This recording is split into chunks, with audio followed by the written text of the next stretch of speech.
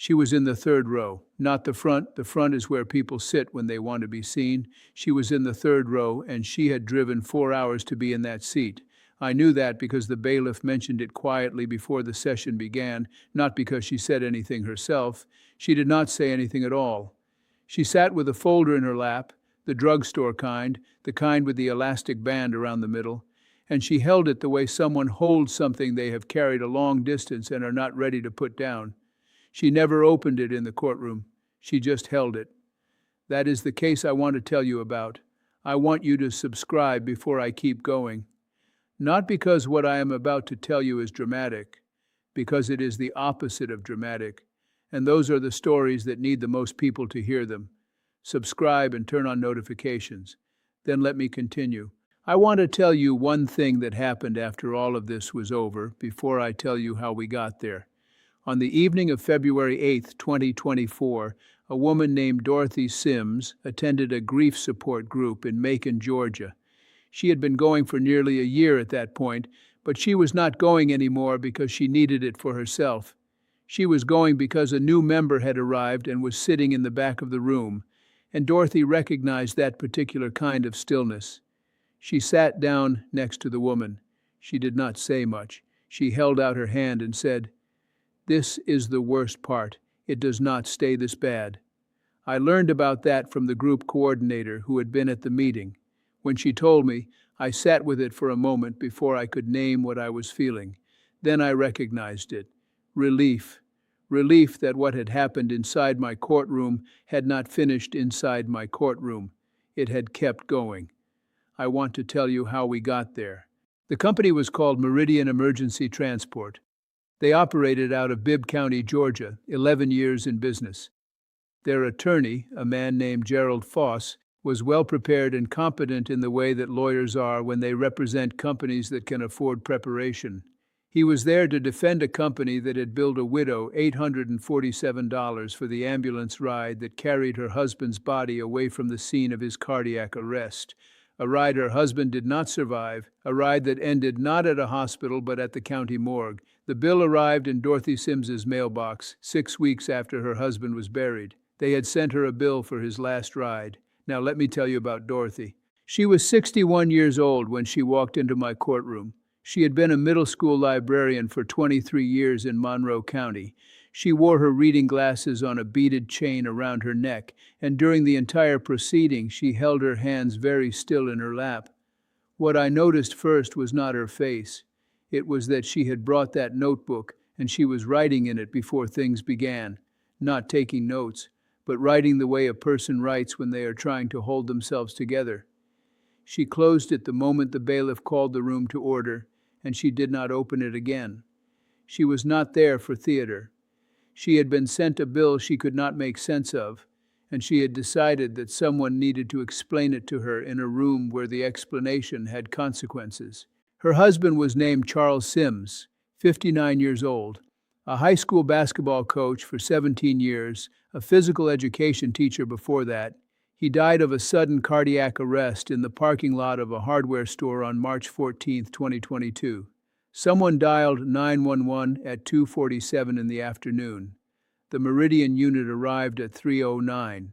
They worked on Charles Sims for 11 minutes. They could not revive him. They transported his body 4.3 miles to the county morgue. 43 days after the funeral, they billed his widow $847 for the transportation. Dorothy paid it. That is the part I have not been able to let go of. She paid it, not because she thought it was right, but because she was 61 years old and she had just lost her husband and she did not have anything left to fight with. She wrote the check on a Tuesday morning after 2 weeks of calling their billing office and receiving no answer that made sense. She paid it and went back to grieving. She would not have been in my courtroom at all if her son Marcus, who works in healthcare billing in Atlanta, had not visited her 3 months later and seen the photocopy she had kept on her refrigerator, the copy she made before she mailed the check because she was a librarian, and librarians keep records even when they do not know yet that the record will matter. Marcus pulled it down, read it, and made some phone calls. What Marcus found was that Meridian had been doing this in 4 counties over 3 years, 47 families. billing for transports that ended not at treatment facilities but at the morgue. The case came to me as a civil complaint under Georgia's Fair Business Practices Act, case number 2023 CV 1847, assigned to my docket in September of 2023. Subscribe before I go further. Cases like this one do not happen as often as they should, and they deserve to be documented and heard the same way the harder ones do. Subscribe so you are here when I get to the part that made me remember why I chose this work. When the case file landed on my desk, I went looking for the technical violation because that is where my legal authority begins.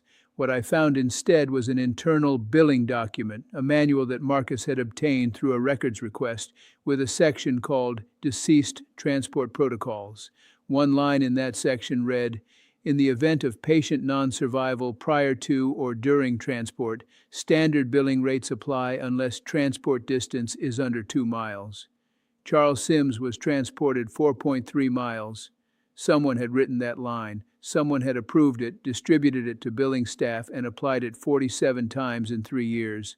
This was not a mistake. It was a policy, a documented, trained, consistently applied policy for billing the families of people who had just died. Under Georgia Statute 10-1390 through 10-1408, emergency medical transport billing for non-survivable events requires documentation of treatment rendered. If no treatment is rendered, if the patient is deceased prior to or during transport with no hospital receiving them, the billing threshold changes significantly. Meridian was not billing at that lower threshold. They were billing full transport rates every single time. The Fair Business Practices Act gives the court authority to order restitution, disgorgement of improperly obtained funds, and civil penalties up to $5,000 per violation when a pattern is established. 47 violations. That math is not complicated once the pattern is in the record. The first turn came during the deposition testimony of Meridian's billing director, Sandra Kohler. She had been with the company 8 years. She was 44 years old. She was not a villain. I want to say that plainly because this script would be easier if she were. She had come up through medical billing, taken the Meridian job because it paid more and carried health insurance, and inherited the deceased transport protocol from the person who held the position before her. She had not written it. She had not questioned it. When I sat across from her with 47 billing records in front of her, she was quiet for a long time. Then she said, "I thought it was legal." I wrote that down. Then she said the next sentence, which is the one I actually wrote down and kept. She said, "I thought it was legal." I never asked anyone to show me where it said that. I should have asked. I did not ask. That sentence was the first turn, not because it exonerated her or the company, it did not, but because it was honest in a way that arguments rarely are. She was not performing. I have seen performed remorse every week for 22 years on this bench, and I know the texture of it. What I saw on Sandra Kohler's face was something more specific and considerably less comfortable, the recognition of a person who had done harm without knowing it was harm, who was now sitting in a room where that had consequences and who responded by telling the truth instead of explaining it away. I wrote it down, not because I needed to remember it, because I wanted to. Subscribe. I am still thinking about what this case taught me. Subscribe. Because before this video ends, I'm going to try to say it out loud, and I want you to be here when I do. Subscribe now. The second turn came from Dorothy. She gave a victim impact statement, the one she had been writing in that notebook. She stood and read it, and it took her 7 minutes. She described Charles in 4 sentences. His height, the fact that he called her every day at noon, no matter which gym he was coaching in, that he had been trying for 3 years to learn her mother's cornbread recipe and had never gotten it right, and the last thing he said to her the morning he died, which was that he would be home by 4. She described receiving the bill. She described writing the check. She described what it felt like to discover 6 months later that she had paid something she should never have been asked to pay, and that the paying of it had not closed anything. It had just added one more weight to a pile that was already too heavy. Then she said this, "I am not here to destroy that company. I am here because I need someone to tell them that what they did was wrong. I need them to hear it in a room where it counts." I want to tell you what happened in the room when she said that. Gerald Foss set his pen down on the table and did not pick it up again for nearly a full minute. The court reporter looked up from her screen. My bailiff, who has been in this courtroom for 14 years and who does not show emotion during proceedings, looked down at his shoes. Dorothy sat back down, opened her notebook, and wrote something. The room held that sentence for a long moment before anything else was said. In a room where it counts. She had named without any ceremony the thing that courts are supposed to be. She had named it after driving 4 hours and sitting in the third row and waiting. That was the second turn, because everything I did after that point was built on making sure she was right. The documentary record established the full pattern. 47 families over 3 years. Total amount overbilled, calculated against the applicable statutory rate differential, $112,400. Dorothy Sims' $847 was part of that total. The civil penalty provision under the Fair Business Practices Act allowed up to $5,000 per established violation. 47 violations times $5,000. The statute gave me the authority. The evidence gave me the obligation. Subscribe. I have been building to something in this story, and it is not where you might think it is going. Subscribe and let me get there. Gerald Foss made 3 arguments in defense. The first was good faith reliance on an established internal policy. The second was that no regulatory body had formally cited Meridian prior to this case. The third was the one I did not expect. He stood and said quietly, without theater, that his client acknowledged the Sims family should not have received that bill and was prepared to issue an immediate refund of $847 plus a written apology. I believe he meant it. I also know that if I had accepted that offer, 46 other families would have remained unacknowledged, and a company would have learned that getting caught cost exactly 1 refund and 1 letter. The offer was genuine. It was also a way of making the case small. This case was not small. What Foss could not argue was the one thing that undid the good faith defense completely, the written manual. The company had documented this practice, trained employees on it, and applied it consistently across 4 counties over 36 months. Good faith collapses when the conduct is both intentional and documented. The question was never whether Meridian knew it was billing for deceased transports. The policy proved they knew. The only question was whether they knew the billing was unlawful. Under the pattern of conduct standard, that distinction is not sufficient to defeat liability when the harm is established and documented at the scale it was here. There is a memory this case brought back to me that I had not thought about in a long time. When I was 27 and working as a junior associate in Savannah, I was assigned to help a 68-year-old woman named Evelyn Porter with an estate matter. Her husband had died 8 months earlier. He had listed a savings account in his name alone, not hers, not both of theirs, and the bank had frozen $11,000 while the probate process moved forward. 4 months. 4 months during which Evelyn Porter called me every Thursday afternoon at 2 o'clock to ask if there was any news. She never missed a Thursday. She was always polite. She never cried on the phone. What she did, every single call without exception, was end it by saying, "I know you are doing your best. Thank you for picking up."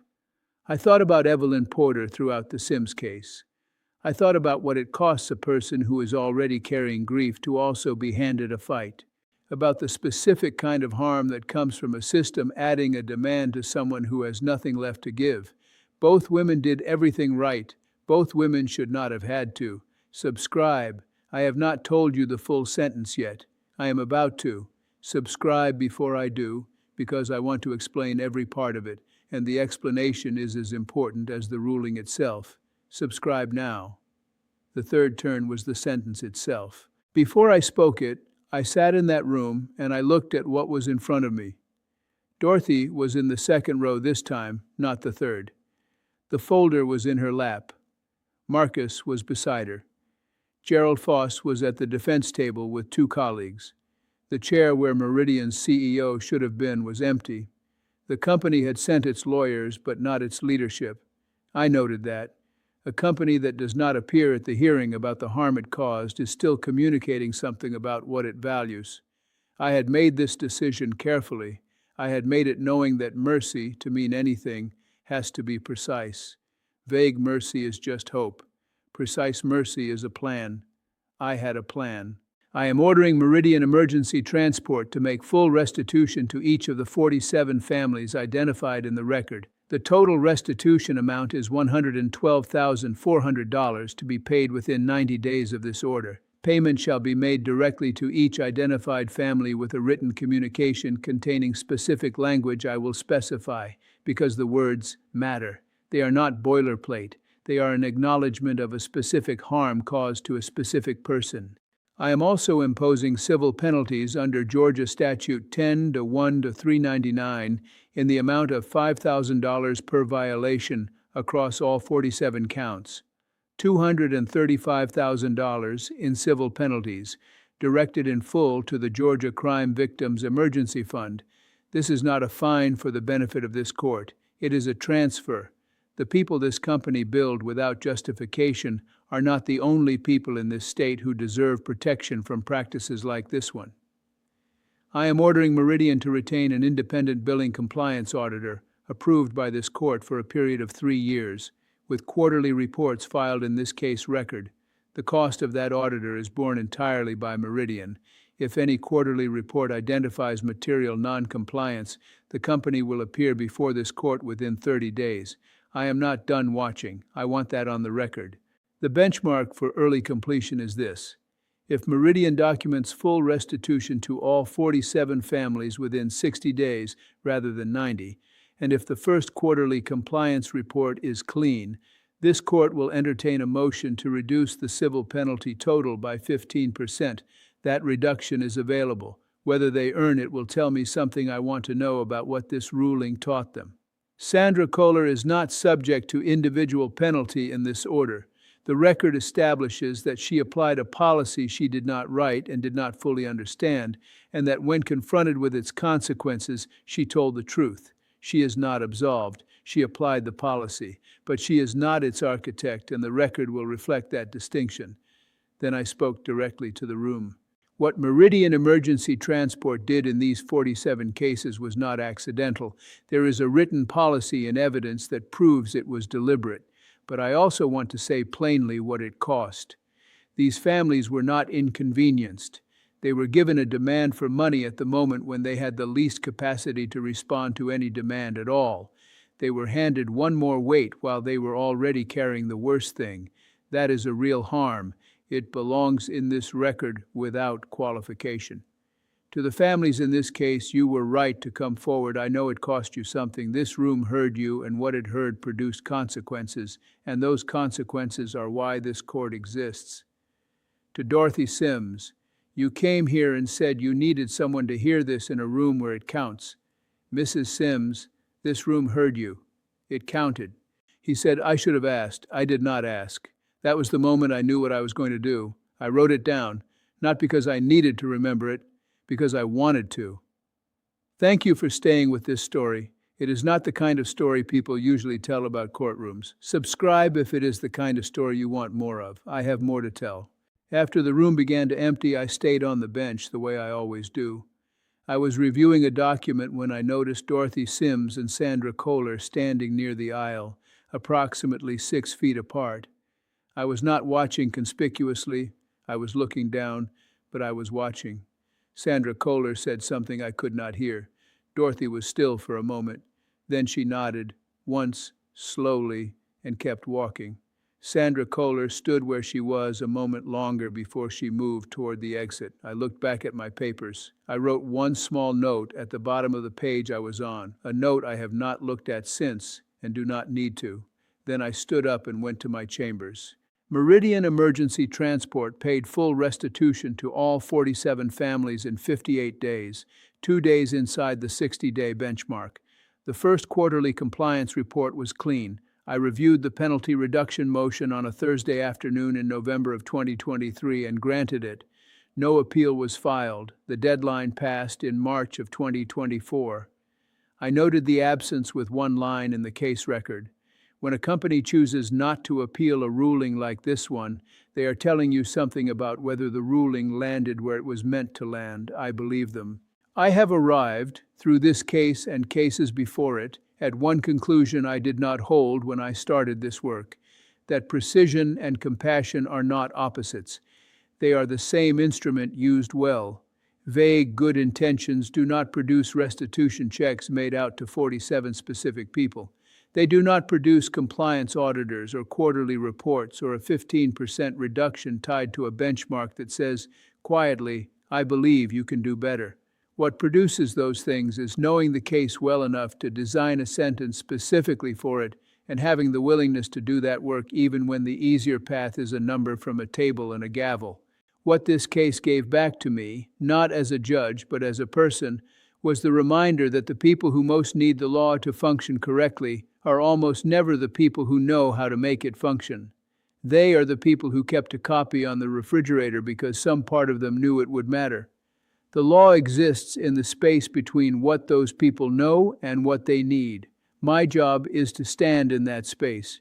To anyone who has been where Dorothy Sims was, who paid something they should not have paid because they had nothing left to fight with, who made a copy before they mailed the check without knowing yet why that copy would matter, here is what I look for from this bench.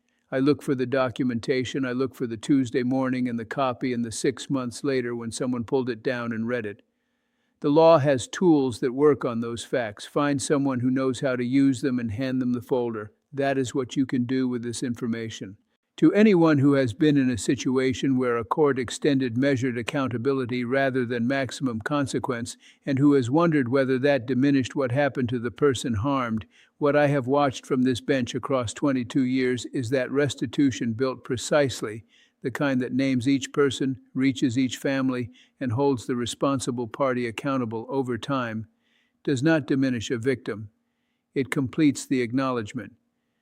Dorothy Sims did not receive less because this sentence was carefully designed. She received 46 other families made whole alongside her. She received 3 years of oversight. She received a room that told her she was right to come. That is what precision produces when it is honest about what it is doing. Subscribe. I am about to tell you what happened after, whether what I put in motion continued. Subscribe so you are here for that part. It is the part I care about most. On the evening of February 8, 2024, Dorothy Sims sat down next to a woman in the back row of a grief support group in Macon, Georgia, and held out her hand and said the truest thing you can say to a person who has just walked into the hardest room of their life. That is why I told you this story. If you want to hear the others, and there are others, subscribe. That is all I'm asking. Subscribe and stay. If you have been in a room like any of the ones in this case, come tell me about it in the comments. This is where people who understand that justice and humanity are not opposites come to talk to each other. I read them. Dorothy.